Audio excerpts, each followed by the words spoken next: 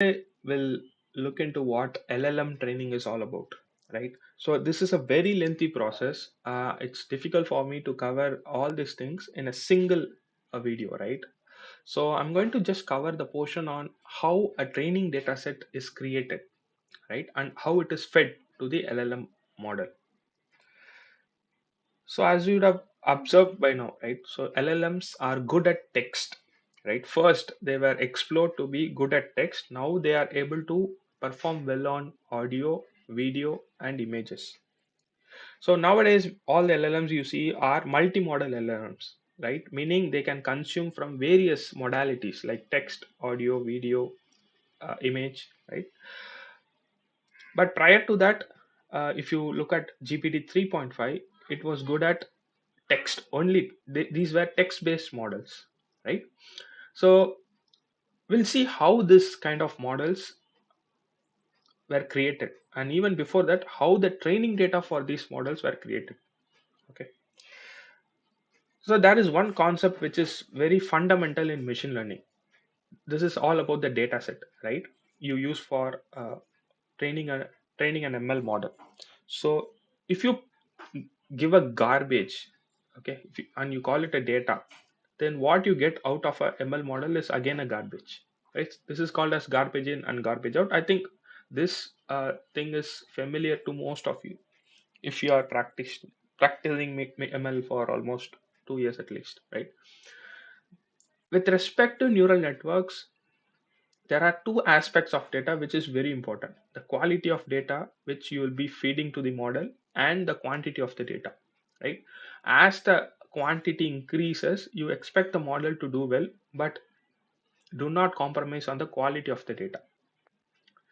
Okay, so before we even train a model, train an LLM, right? It's always good to understand the domain in which you are going to use that model. Let's say I'm going to create an LLM that should do well on finance based data.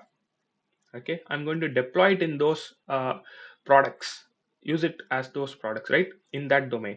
So in that case, it's better to research and get an understanding of what are the state of the models available in that domain. So for example, at the time when I released this video, I researched about finance, right? What was the state of the art models used in the finance domain? I see it's Bloomberg GPT. Turns out this model is trained on lots of finance related articles, right? So doesn't matter whatever general purpose model comes out. Let it be GPT-4. GPT-4 will be good at many things, right?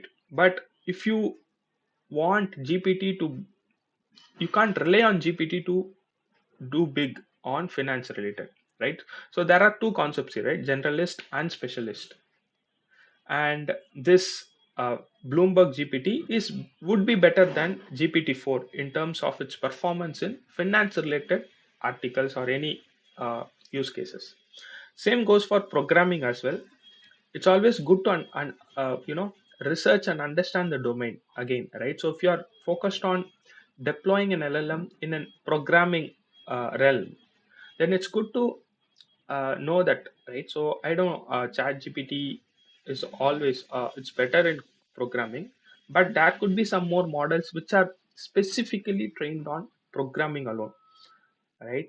So that model, one such model is star coder, and it is good at programming because the data used from the source to train this model was more GPT, sorry, GitHub, right? Now let's look into how the open source datasets looks like for a general purpose LLM, right? So usually it covers all this, right? I have collected 10 different or 9 different datasets.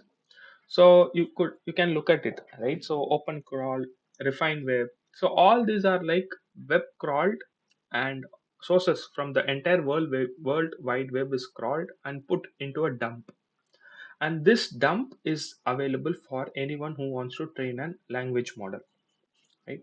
So if you are interested to look into how this things looks like, I would suggest you to look into Hugging Face datasets, right? We have already created a video on that.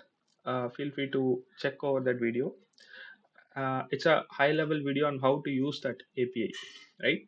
So anyone can use this data sets, and if you can afford to train a language model, you can go ahead and train it. But I suggest not to do so, because as an individual it can incur a lot of cost. But if you have some funding, please go ahead and experiment how it works. And once you have collected, curated from various sources, let's say this is how your raw text looks like, right? It's easy understandable, you can read it, right? I do recommend you to try out few samples to check if the text looks okay to you, right? It's not possible for a human to look into the entire training data used for an LLM training, but still you can look into some samples of the data to get an understanding of the quality of the data. Okay, then once it looks like this, you are good, right? This can be used for an LLM, right? Can be used to train a text based LLM, right? Then comes a pre-processing step. I think most of you are aware of this, right? You need to tokenize a text before you even use it for LLM training, right? Because it doesn't understand raw text. It needs to be converted to numbers, so that is a separate part. Even before you convert a text to a number, you need to tokenize the text, right? It simplifies the text.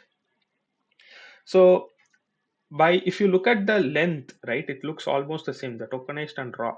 But if you dig deep, you will see that same set of tokens gets repeated here, right? So I've put a colon or semicolon as a separator between all the tokens, right? Just to make sure I fit it everything in a horizontal way, right? So else, if I just copy paste the output, it takes pages. Okay, so I just use semicolon as a separator, and you see same kind of tokens get repeating, which means we have somehow compressed the inputs, right? So this is important because your model's vocabulary depends on it, right? So your model vocabulary is something fixed, right? So this tokenized text is nothing but a combination of vocabulary text being mixed here, right? So your raw text gets converted using a tokenization algorithm. It could be byte per encoding or any other state of the art tokenizer algorithm, but basically it compresses your text. Okay, and that's it. So we now have a data set, right? It can be used for a language model training. Thank you. If you like this video, uh, put a thumbs up, subscribe it, and share it with people who might benefit from it. If you have any constructive feedback, feel free to share it in the comments. Thank you.